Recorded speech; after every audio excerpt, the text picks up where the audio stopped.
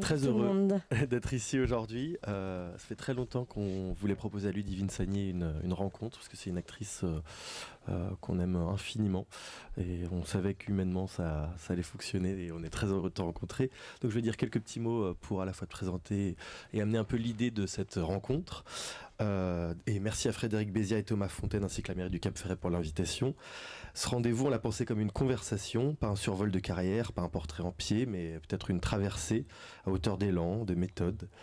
Ludivine Sagnier est apparue tôt, presque par accident. Un jour, elle accompagnait sa sœur à un casting et c'est elle qu'on a choisie. Elle tourne, elle double, elle apprend. Au Conservatoire de Versailles, elle reçoit, je crois, 2 premiers prix. Mais ce qui se joue là n'a rien d'un tremplin ou d'un plan, ce n'est pas une course en avant. Il y a chez elle déjà quelque chose de contenu, un rapport au temps qui refuse l'urgence, une intuition, peut-être que ce métier ne vaut que s'il creuse une nécessité. On va en parler de ce mot nécessité. À 17 ans, elle part, gagne sa vie, prête sa voix, organise des concerts, fait de la presse, elle traverse des territoires, cherche, semble-t-il, un terrain qui ne soit pas dicté. Et puis vient Goutte d'eau sur pierre brûlante de François Ozon, un film d'exposition intérieure. Quelque chose s'ouvre, une manière de se tenir, de se rendre visible sans se livrer. Avec 8 femmes, puis swimming pool, l'apparition devient centrale. Le cinéma soudain s'arrête sur elle, mais ce regard, elle ne le reconduit pas. Elle ne le prolonge pas, elle le déplace. Le corps qu'on croit avoir vu, elle le retire de la répétition. Ce n'est pas une esquive, c'est un choix, une ligne de conduite, semble-t-il. Attendre que le trouble revienne autrement, ne jamais jouer pour affirmer, toujours pour interroger et avancer ainsi par adhésion, par transformation lente, par effacement partiel. Et dans ce mouvement naît une manière d'être actrice. Ce qu'on appelle carrière chez elle s'écrit par fragments, par intensité. La petite Lily, la fille coupée en deux, un secret, les chansons d'amour, pieds nus sur les limaces, la ruche, les regards de Claude Chabrol, Claude Miller, Alfonso Cuarón, Paolo Sorrentino, Christophe Honoré, Hirokazu Koreeda se posent sur elle. Autant de figures traversées, cabossées, parfois décentrées, toujours. Elle ne surjoue pas la complexité, elle la laisse infuser et parle d'un vertige qu'il faut apprivoiser sans perdre l'équilibre, d'un abandon qu'on attend en gardant la main.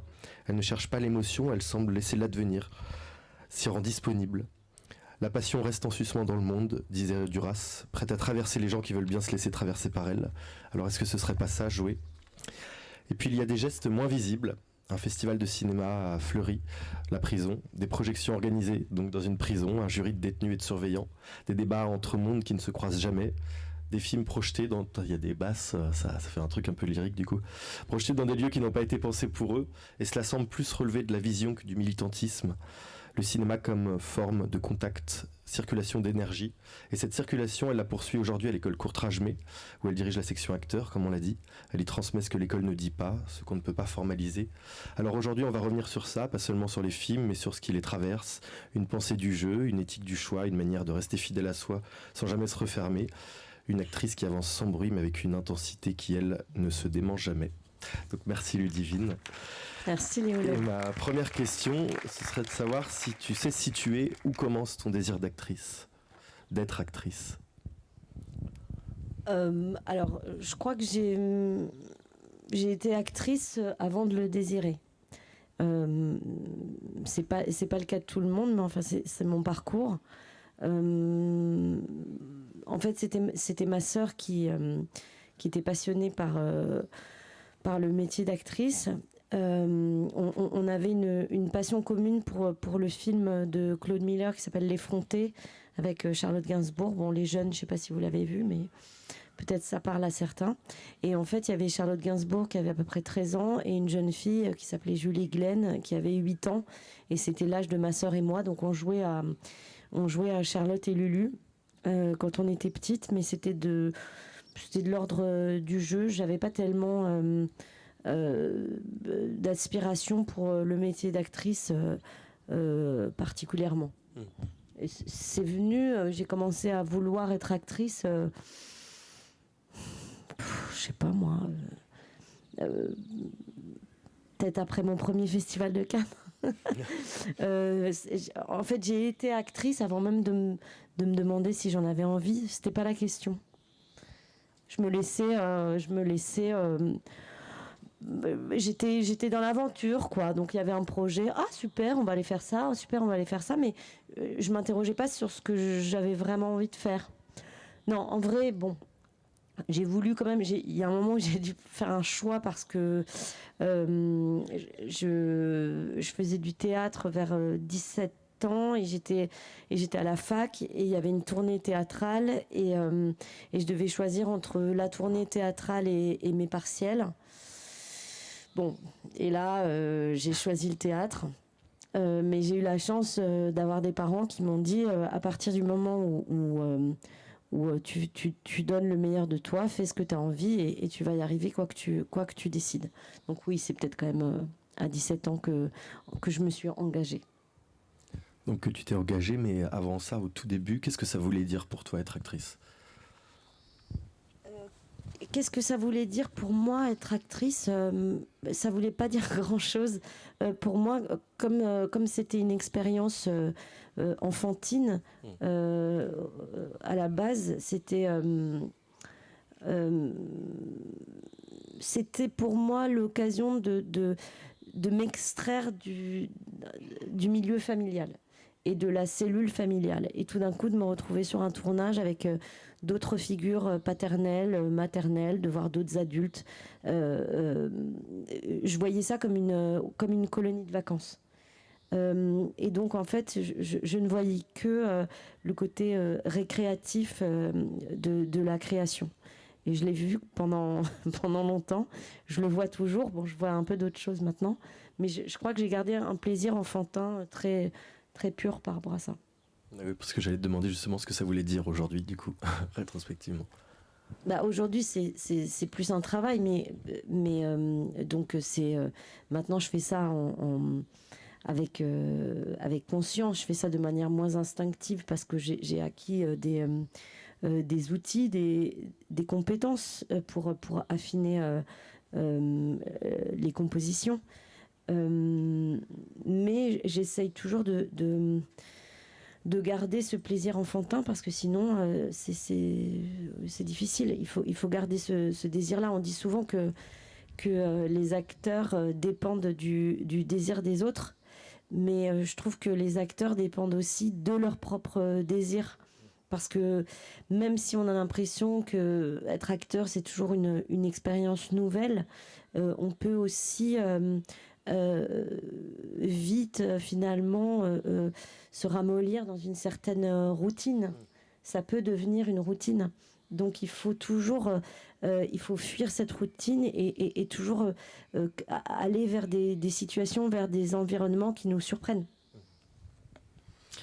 Adolescente, tu as arrêté les cours pendant 1 an et tu as découvert à ce moment-là les lettres à un jeune poète de Rilke.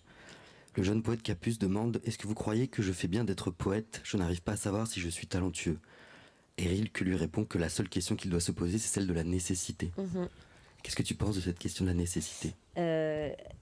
Oui, ça c'est vrai que c'était une question que je me posais. Donc je faisais de l'allemand au collège. Moi, j'ai pas arrêté l'école pour lire Rilke, mais c'est vrai que j'adorais les poètes allemands. Et un jour, je crois que je sais pas, je devais avoir 14 ans, j'étais engagée dans une sitcom pour M6 qui n'était pas de grande qualité. Et je croise un ami à moi qui me dit mais tu vas pas faire une sitcom, c'est nul, viens avec moi, passe le concours du conservatoire de Versailles, c'est beaucoup mieux, la sitcom c'est pourri, il faut faire de l'art c'est plus important, etc. L'art c'est essentiel. Bon, et moi je lisais à ce moment-là les lettres à un jeune poète. Et donc, je me souviens de cette idée de nécessité, Notwendigkeit en allemand. Et ça, en fait, c'est la première fois que ça m'avait interpellée. Parce que, comment dire, quand on est enfant, on va vers les choses sans savoir pourquoi. Il y a toujours une spontanéité. Et en fait, cette idée de nécessité, je pense qu'elle est inhérente à tous les métiers artistiques. Je pense que c'est important de sentir qu'on a besoin de faire les choses, qu'on a besoin de s'exprimer. Donc voilà, c'était une première étape de compréhension, en tout cas vers ce que je devais être, quoi. Alors, quelle définition tu accordes au mot jouer ? au mot jouer. Jouer, du verbe jouer. Quelle définition c'est compliqué. Hein. Je pense que jouer, c'est quand même il y a un mouvement. C'est quelque chose qui tient de l'énergie. Je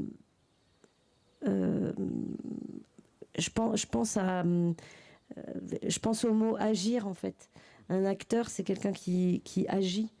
Il y a toujours, je trouve, cette idée, à partir du moment où on lance l'action, voilà, c'est le metteur en scène dit action.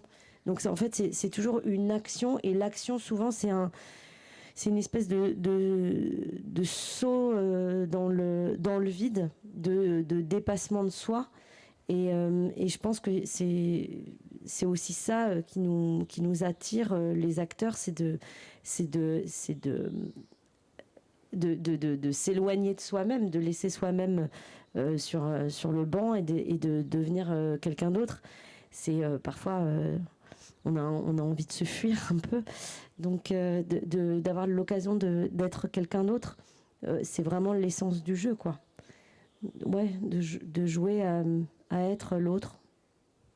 Je sais pas si c'est une bonne définition. Si, complètement. Et en termes de ressenti, c'est intéressant parce que selon les acteurs, actrices, on a vraiment des façons très différentes d'appréhender ça. Toi, qu'est-ce qui se passe quand tu joues? Est-ce que tu rentres dans un autre état? En fait, quand je joue, je suis beaucoup plus forte que dans la vie. Parce qu'il y a cette urgence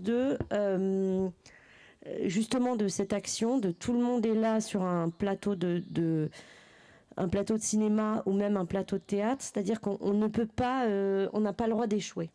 On n'a pas le droit de dire « Attendez, en fait, j'ai peur, je vais pas le faire, je vais pas sauter dans le vide, attendez, je peux pas. » Donc en fait, tu ne peux pas reculer. Il y a cette énergie qui te pousse comme ça à faire quelque chose. Et dans la vie, tu peux trouver nombre de prétextes pour ne pas faire les choses. Mais une fois que l'action est donnée, tu as une espèce de sentence comme ça, tu dois aller en avant.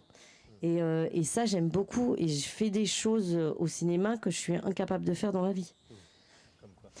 Par exemple, quand j'étais jeune, j'ai fait des films dans lesquels j'étais un peu dénudée, alors que dans la vie, je suis quelqu'un d'hyper pudique, que j'ai jamais, sur la plage et tout ça, j'ai jamais enlevé mon haut de maillot de bain pour bronzer sur une plage, alors que je me suis retrouvée dans des états de nudité complète au cinéma.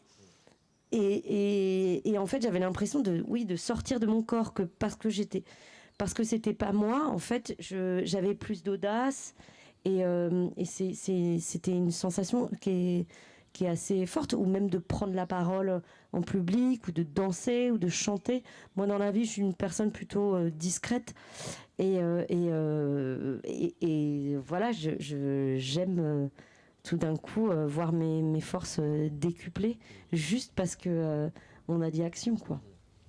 Et c'est peut-être pour ça que tu parles de cette sensation jubilatoire qui serait d'abolir le réel. Oui, bien sûr. Après, c'est un autre réel, parce que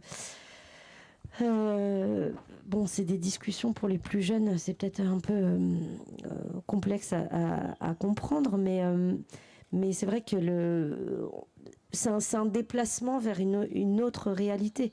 On dit souvent un acteur, c'est quelqu'un qui doit mentir. Les acteurs sont des gens qui savent mentir. Et alors moi, je suis pas du tout d'accord avec cette définition de l'acteur, parce que pour moi, au contraire, un acteur, c'est quelqu'un qui doit sans cesse se glisser dans un instant de vérité. Et en fait, c'est toujours la vérité qu'il faut chercher, et jamais le mensonge. Et donc, on s'extrait de son propre réel, mais pour rentrer quand même dans un moment de vérité. Donc c'est pour ça que je dis que c'est une réalité alternative, quoi.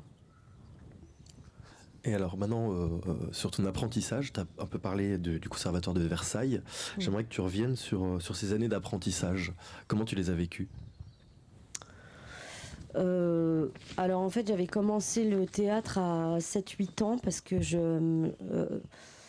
en fait, dans la famille de mon père, il y avait beaucoup de musiciens classiques. Mon grand-père était un flûtiste classique et il fallait faire du piano. Et j'étais nulle en piano. J'étais gauchère, j'étais complètement pas du tout synchrone et tout ça. Enfin, j'étais nulle. Et du coup, je m'étais inscrite au cours de théâtre avec ma sœur pour, pour pas avoir à faire du piano parce que ça me terrorisait. Et donc, j'ai pris des cours de 8 ans à 14 ans à cet endroit-là, dans un cours pour enfants. Et ensuite, le conservatoire qui était basé sur des textes classiques. Et après, bon, c'est pas beaucoup, hein. Après, j'ai eu des bases, évidemment, des bases théoriques, mais pas énormément. Et ensuite, j'ai beaucoup appris sur les plateaux. Je rebondis juste sur le piano, parce que je crois qu'en ce moment, en plus, il faut que tu apprennes du piano pour une pièce. Donc, finalement, tu es revenu. Parce que ça permet de dépasser nos peurs. C'est-à-dire que comme c'est pour le travail, je suis bien obligée d'y arriver, en fait. J'ai pas le choix. Alors, tu as parlé de ta formation, maintenant tu enseignes puisque tu participes à cette école Courtrajmé qui a été ton grand projet. Est-ce que c'est un geste qui a répondu à un manque ressenti dans les formations traditionnelles et qu'est-ce qui a motivé ton envie ? En fait, alors donc moi je suis proche du collectif Courtrajmé et de Lajli en particulier, qui est le réalisateur des Misérables. Je ne sais pas si vous avez vu ce film, qui a eu le prix du jury à Cannes en 2018.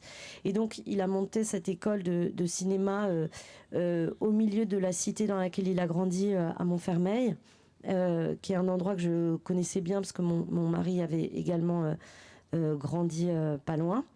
Et en fait, je trouvais que c'était une idée, un projet extraordinaire, mais qu'il manquait, je lui disais qu'il manquait aussi dans la représentation, une représentation beaucoup plus juste de la jeunesse française actuelle, qui était beaucoup plus variée que ce qu'on avait l'occasion de voir au cinéma.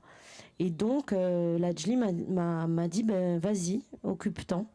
Et je l'ai pris au mot et j'ai appelé mon vieux complice qui à l'époque me disait ne fais pas de sitcom, viens faire du théâtre avec moi. Et là je l'ai appelé et je lui ai dit, et donc il s'appelle Sébastien Davis, il est metteur en scène de théâtre, et je lui ai dit viens on monte une école.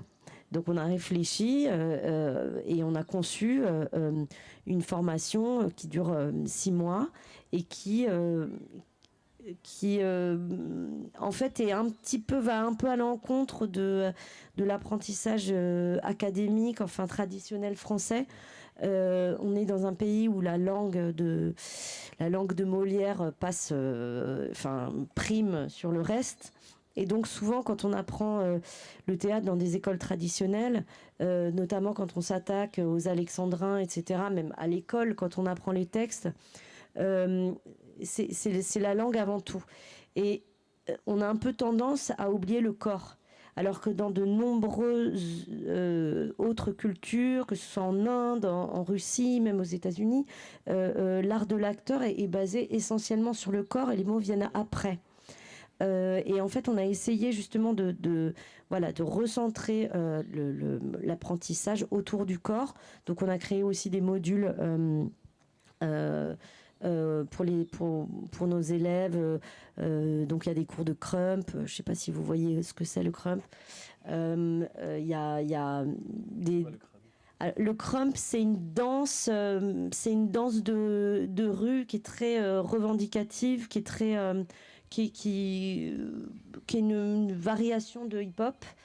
Qui est très expressive, qui peut être très rapide, mais en même temps très lente. Et en fait qui se fait sous forme de battle. Voilà, et donc on a des profs incroyables. On avait une prof de crump qui faisait aussi des cours de buto japonais, donc qui travaillait tout au ralenti, etc. On a aussi des cours de percussion corporelle. des cours de chant du monde où les acteurs travaillent la voix, la polyphonie, etc. Donc c'est toujours très émouvant parce qu'au début, quand ils rentrent en formation, il y en a qui chantent vraiment comme des casseroles. Et à la fin, quand on voit leur chant, moi, ça me hérisse les poils parce que ils ont fait des progrès incroyables. Et souvent, comme l'école est gratuite, les gens qui viennent à cette formation viennent souvent de milieux défavorisés. Donc souvent de milieux issus de l'immigration, donc avec parfois des complexes culturels par rapport au patrimoine littéraire français. Et en fait, nous, on abolit directement ces complexes-là parce que c'est pas ça qui compte. Et donc, on met en valeur aussi les cultures de tous. Donc les gens, par exemple, on a un stage éliminatoire pour choisir nos candidats, où il y a un moment, une épreuve, entre guillemets, où le candidat doit chanter une chanson que son arrière-grand-père ou grand-mère aurait pu chanter. Et donc, c'est une façon aussi d'évoquer la richesse des cultures aujourd'hui, parce que souvent les gens ont une double, une triple culture. Donc ils vont chanter tout d'un coup en lingala, je sais pas, en espagnol, en napolitain, enfin un peu partout. Et du coup, on intègre aussi cette double culture dans la valorisation de l'élève, ce qui n'est pas fait par l'éducation nationale. Donc tu formes cette nouvelle génération d'acteurs et tu parlais de la vérité de l'acteur et non pas du mensonge. Alors comment incarner, comment être et quel rapport au réel tu défends dans ton enseignement ?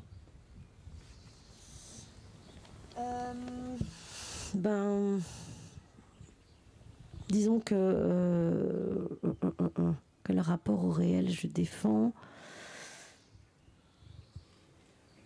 Disons que j'essaye de... Alors moi je suis pas compétente en théorie, c'est-à-dire que moi je suis là vraiment pour étayer de manière concrète l'enseignement du professeur, hein, parce que moi j'ai pas de formation pédagogique à proprement parler. Donc tout ce que j'essaye de transmettre, c'est mon expérience. Donc par rapport à ce réel-là, je pense que c'est ce que je disais tout à l'heure, c'est-à-dire que c'est de pas chercher à fabriquer, c'est de chercher à se rendre disponible pour être traversé par les choses plutôt que de les fabriquer.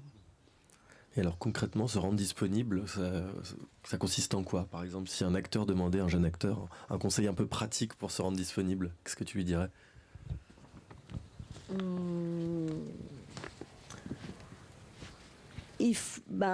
Par exemple,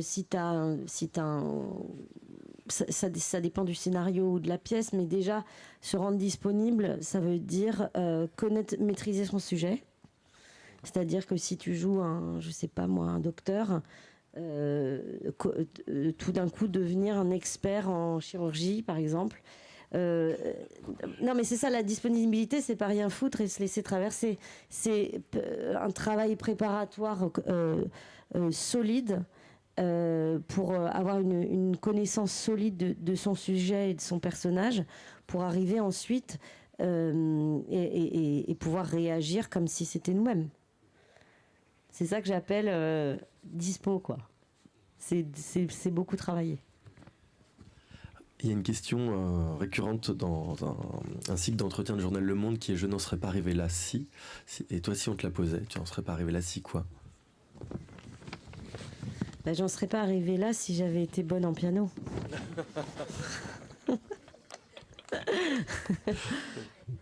Ça te va comme réponse ? Alors, tu dis que tu as mis du temps à comprendre qu'on pouvait être à la fois dans le contrôle et dans l'abandon. Et est-ce que cette tension entre technique et lâcher prise, c'est encore quelque chose que tu explores aujourd'hui ? Oui, bien sûr. Bien sûr. C'est vraiment, pour moi, c'est la base de... C'est la base de ce métier. C'est la base d'un acteur en bon état de marche. C'est-à-dire qu'il y a effectivement une spontanéité à avoir qui peut être figurée par cette idée d'abandon. Et en même temps, il y a une infinité de techniques pour que l'abandon ne soit pas inutile, ou que l'abandon il soit fertile. Parce que si on s'abandonne juste pour se faire mal et pour se prouver qu'on peut pleurer, qu'on peut traverser, et qu'en fait ça ne sert à rien à la fiction, c'est un peu dommage. Donc il faut quand même avoir une connaissance de son travail. Je crois que quand tu étais jeune actrice, tu avais un peu la hantise de ne pas réussir à pleurer. Ouais. C'est vrai, j'avais super peur. Mais j'avais super peur de pleurer. Mais parce que je mettais les larmes aux mauvaises... En fait, dans ma tête, je concevais l'idée des larmes de très mauvaise manière, parce que, en fait, c'est pas la larme qui va compter, c'est ce que tu reçois. Et en fait, moi, je pensais qu'il fallait fabriquer un état, alors qu'en fait, c'est justement de recevoir... c'est la parole de l'autre qui va faire pleurer. C'est pas soi-même. En fait, c'est l'autre qui fait pleurer. Donc, il faut être dans l'écoute, et il faut pas du tout être en retenue. Et voilà, c'est sûr que j'ai commencé ce métier, comme tout le monde, avec beaucoup d'a priori. Donc, j'avais comme a priori, voilà, une idée de fabrication, alors qu'en fait, si on connaît bien son personnage, si on connaît son parcours, son passé, ses objectifs, ses contradictions, si on saisit son humanité, normalement, le pleurer n'est pas un problème. Avec toutes les actrices, les acteurs et les cinéastes que tu as rencontrés, c'est quoi le meilleur conseil qu'on t'ait donné dans ta carrière?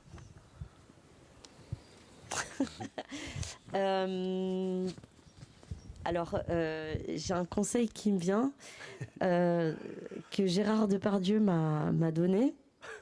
C'est achète un appart. Ça peut vous paraître hors sujet, mais la vie d'un acteur est précaire. Et j'avais une 20aine d'années, et il m'a dit, c'est le premier truc que tu fais, tu achètes un appart. Après, tu t'achèteras des voitures, des machins, des trucs, tout ce que tu veux, mais tu te mets un toit sur la tête, et après, tu te démerdes. Comme quoi, il n'a pas fait que des conneries, on parlait des conseils, et je crois que tu as, enfin même pas que je crois, c'est je sais, tu as rencontré Gena Rowland, grande actrice américaine qui était la femme de Cassavetes. Pour une émission, on prenait une jeune actrice pour interviewer une actrice un peu moins jeune, on va dire. Et tu lui as demandé si elle créait ses personnages de toutes pièces ou si elle se servait de sa propre expérience pour jouer. Et elle t'a répondu quelque chose de magnifique. Ma chérie, non, je vais pas faire son nom. Ne t'inquiète pas pour ces histoires de composition, la vie se chargera de te donner les expériences nécessaires, et après tu n'auras plus qu'à appuyer sur un bouton pour obtenir toute la gamme des émotions à ta disposition, parce que malheureusement, voilà, la vie se chargera de te donner ces émotions-là.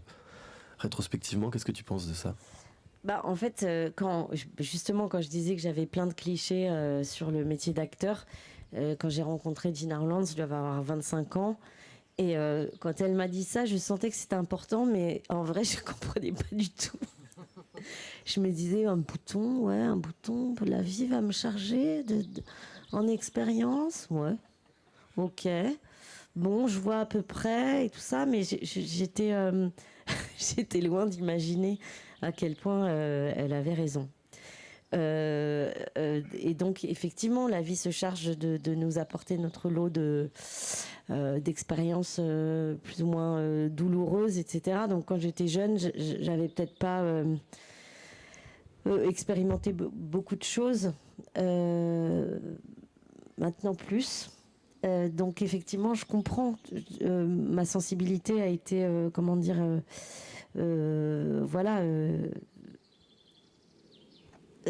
affinée avec le temps, avec les années, avec les naissances, avec les deuils, avec toutes les expériences de vie qui font que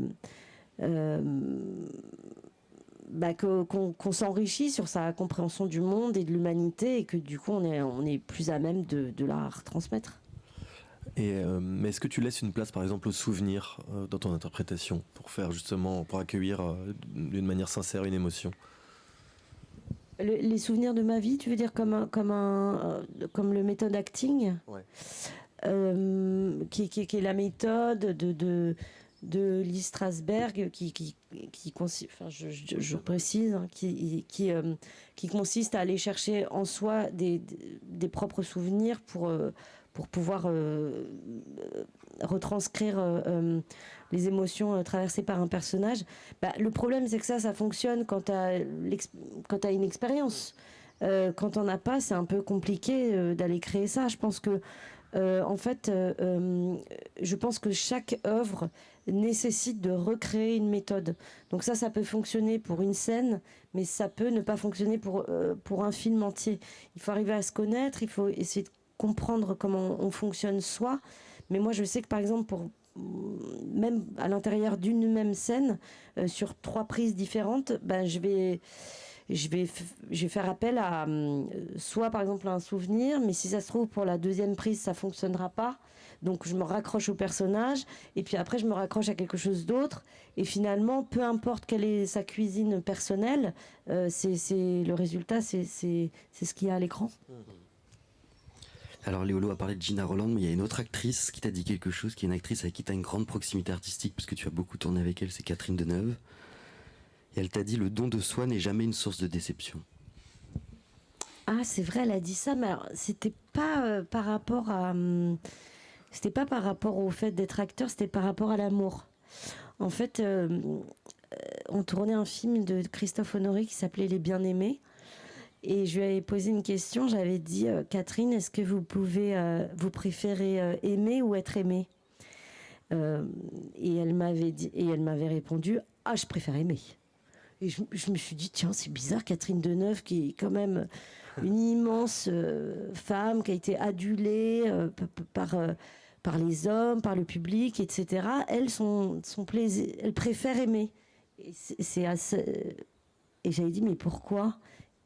Et du coup, elle m'a dit cette phrase: le don de soi n'est pas une source de déception. Et il y a la chanson de Balavoine: aimer est plus fort que d'être aimé. C'est vrai. Est-ce que tu peux nous parler de ça justement, ce rapport que tu as avec les générations précédentes d'actrices? Est-ce qu'elles ont pu te permettre ou non sur les plateaux? Est-ce que tu t'es senti porté par des actrices, notamment je pense à 8 femmes, où tu étais quand même entourée de... Oui, alors 8 femmes, c'était un film, donc comme son nom l'indique, pour ceux qui ne l'ont pas vu, il y avait 8 femmes. Et j'étais la plus jeune et donc il y avait 7 autres actrices, et la plus âgée étant Danielle Darieux, qui a commencé le cinéma dans les années 30, qui a traversé vraiment plein d'époques de cinéma, que ce soit en France ou aux États-Unis, et elle avait à l'époque 86 ans. Et elle joue, pour les jeunes, peut-être qu'on vu Les Demoiselles de Rochefort, elle joue la mère des sœurs jumelles. Bon. C'est une grande figure du cinéma, donc elle faisait d'une certaine manière, elle faisait un peu autorité, parce que toutes les autres stars qu'il y avait sur le plateau, Isabelle Huppert, Catherine Deneuve, Fanny Ardant, machin, elles pouvaient pas faire leur diva, parce qu'il y avait quelqu'un qui en imposait bien plus, quoi. Elles étaient, et puis je sais pas si elles font leur diva de toute façon, mais non, mais bon, là, la présence de Danielle, c'était une espèce de garde-fou, quoi. On peut pas tester avec Danielle Darieux, quoi. Et elle avait une telle simplicité, joie de vivre, sens du partage, sens de l'humour, en fait, c'était très beau de voir ces femmes qui avaient 40, 50, 60 ans, qui étaient en admiration devant cette femme. Et en fait, du coup, ça m'a permis aussi de voir ces femmes que j'adorais, que j'admirais, de les voir dans un état de vulnérabilité et d'humilité. Et ça m'a rassurée. Je me suis dit, ah ok, c'est cool, on a le droit d'être humble. Ouf. Voilà. Tourner avec Chabrol, c'était, disais-tu, approcher Hitchcock et Orson Welles. Est-ce qu'un cinéaste te permet parfois d'entrer dans un film comme dans une filiation d'artiste? Oui.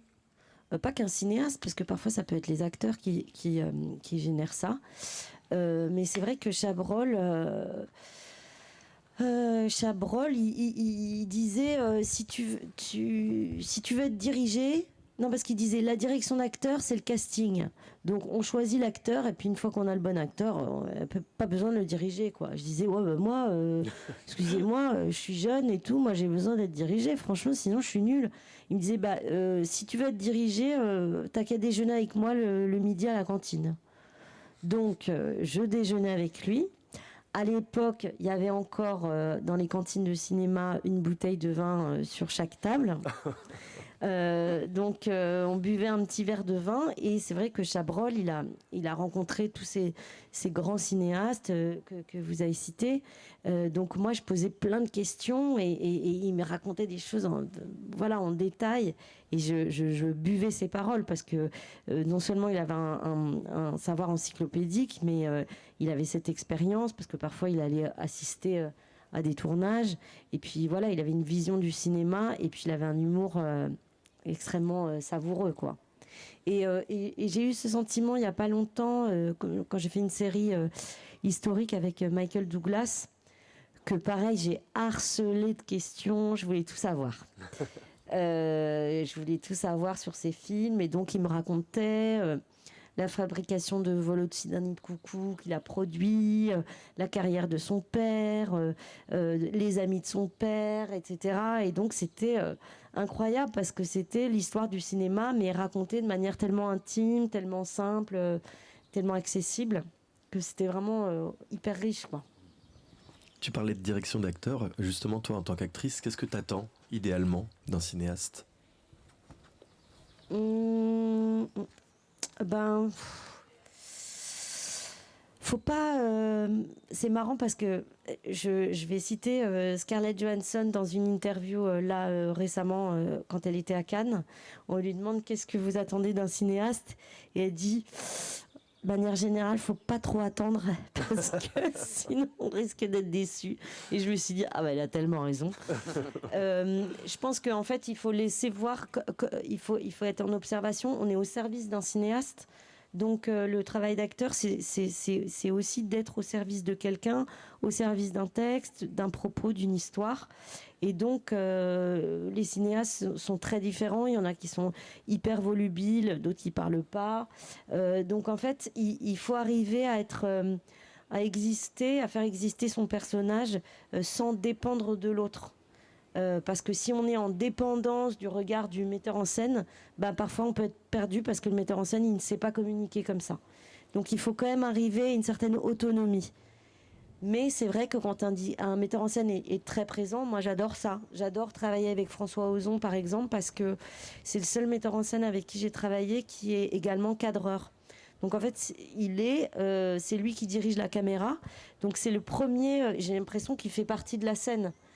C'est très différent d'un metteur en scène qui est hyper loin dans une tente en train de regarder son écran et qui ensuite vient ou donne des indications au talkie, ça peut arriver.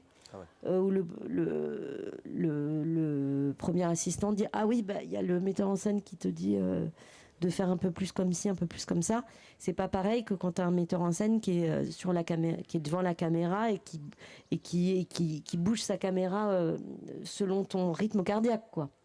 Donc voilà, moi je sais que j'ai ce plaisir-là et en même temps quand je travaille avec Koreeda, qui est un réalisateur japonais extraordinaire. C'est pas quelqu'un qui parle, qui s'exprime, et pourtant j'ai un plaisir infini à être regardée par lui. Donc, je pense que un acteur, il doit s'adapter tout le temps. Il doit réinventer son rapport au monde et son rapport aux autres constamment. Mais nous, par exemple, en tant que jeune réalisateur, on te pose vraiment la question, qu'est-ce que tu pourrais nous donner comme conseil pour s'adresser à un acteur ou une actrice ? Je sais pas, moi. C'est pour ça que je me demande ce que tu attends. Qu'est-ce que j'attends Qu'est-ce que j'attends de toi ? J'ai pas de caméra là. Je sais pas. Il faut... qu'est-ce qu'on attend ? On attend déjà qu'un metteur en scène il soit impliqué dans son sujet. Enfin, si le metteur en scène est passionné et qu'il parle avec passion, s'il a une vision du monde à laquelle on adhère, en fait, on n'attend rien, on y va, on le suit. Juste aime ce que tu fais. Parce que on avait reçu Volker Schlondorf une fois en masterclass, qui est un cinéaste qui a réalisé notamment Le Tambour, qui a eu un Oscar, une Palme d'Or, et on lui posait la question inverse, qu'est-ce que vous nous donnez comme conseil de direction d'acteur ? Et lui, il dit que sa technique, qu'il a appris de Bergman par son chef-op, c'est quand il arrive sur le plateau. Sven Nykvist. Voilà, exactement. J'osais pas le dire. C'est de mettre en confiance l'acteur en faisant en sorte de le préserver de toute la technique. Donc de lui parler de complètement autre chose, d'arriver sur le plateau, tac, de mettre en place, continuer à discuter, tout d'un coup dire allez, action, hop. Et de pas lui faire sentir le poids de la technique, de l'attente, du temps. Est-ce que ça, c'est par exemple quelque chose que toi, tu sens et qui peut te mettre des bâtons dans les roues, cette conscience de la technique du film ? Pas du tout. Pas du tout. Moi, je suis hyper bien au milieu des câbles, des travelling, des réflecteurs. Je me sens à la maison. C'est comme l'odeur de la laque Elnet. Ouais. C'est un environnement familier dans lequel je peux m'exprimer, je peux m'épanouir. Et au contraire, je me sens en sécurité dans ce côté uniquement technique. Okay. Et on parlait un peu des castings tout à l'heure. Là, ça serait plus un moment anecdote, on va dire. Mais est-ce que tu peux nous parler de ton rapport au casting ? Toi, tu veux que je ressorte l'anecdote Ah non, tu fais ce que tu veux. Le rapport au casting. Moi, j'aime bien le casting parce que c'est une rencontre. C'est une rencontre avec un metteur en scène, c'est une rencontre avec un personnage. Le problème, moi, souvent, le problème que je rencontre avec mes étudiants, c'est que quand ils arrivent à un casting, ils ont la pression, ils sont déjà en train de projeter ce que, s'ils sont pris, le film va avoir comme impact sur leur vie. Et ça, pour moi, mais c'est interdit, quoi. C'est impasse totale.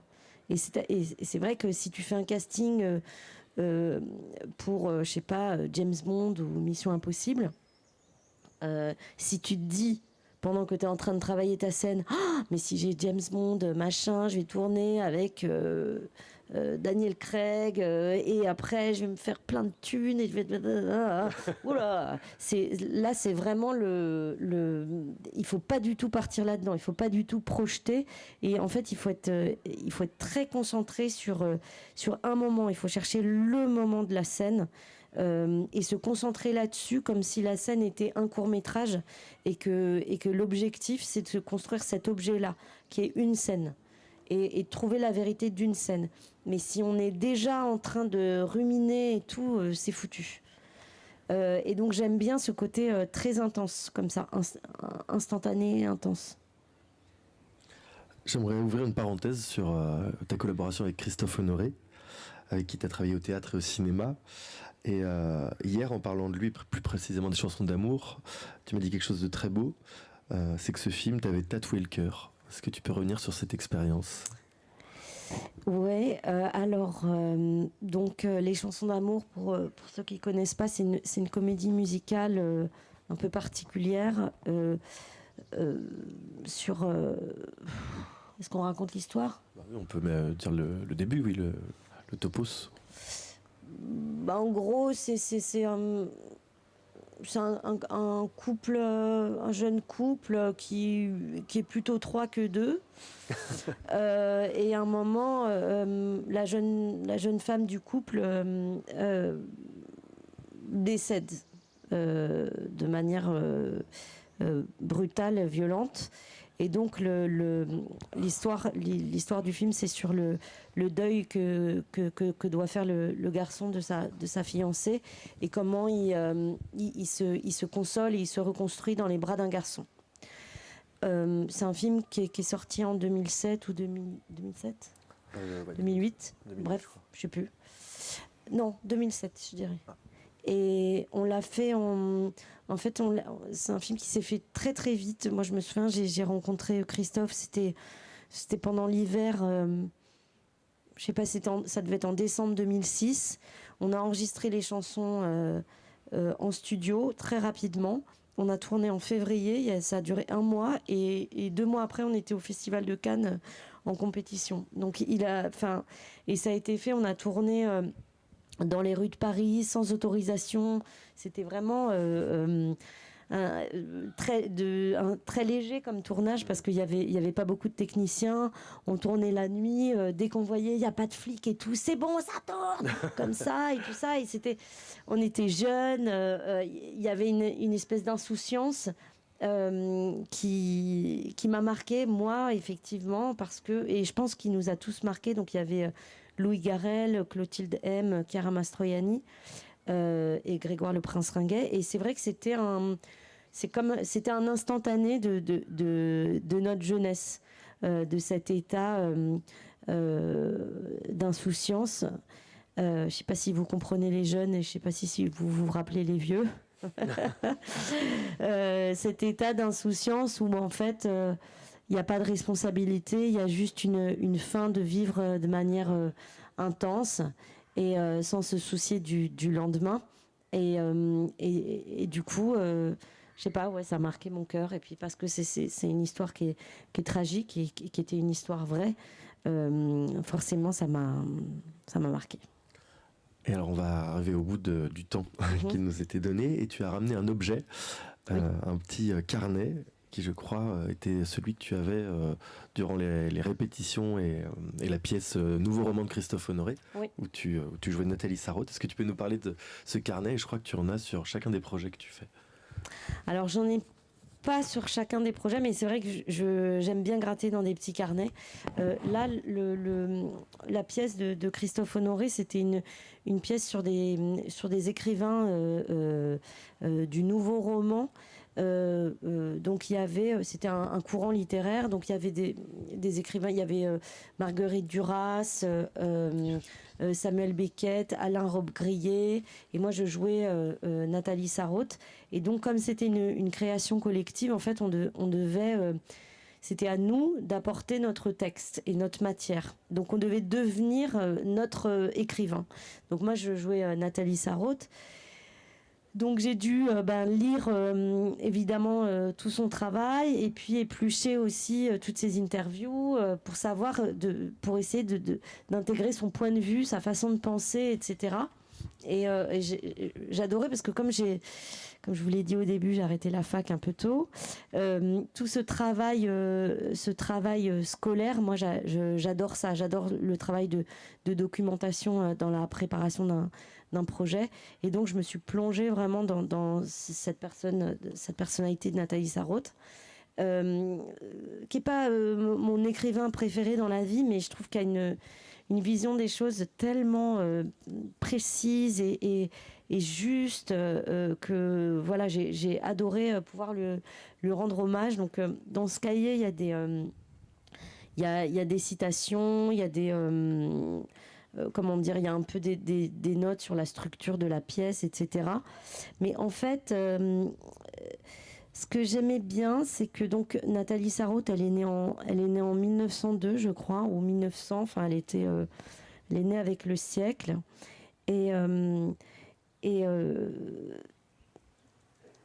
Franchement, je pourrais pas m'exprimer mieux qu'elle. Mais donc, j'aimerais bien vous lire une petite citation, quoi. Parce qu'aujourd'hui, on est en train de remettre beaucoup de choses en question par rapport au point de vue des femmes, et on est en train de progresser beaucoup sur la cause féministe.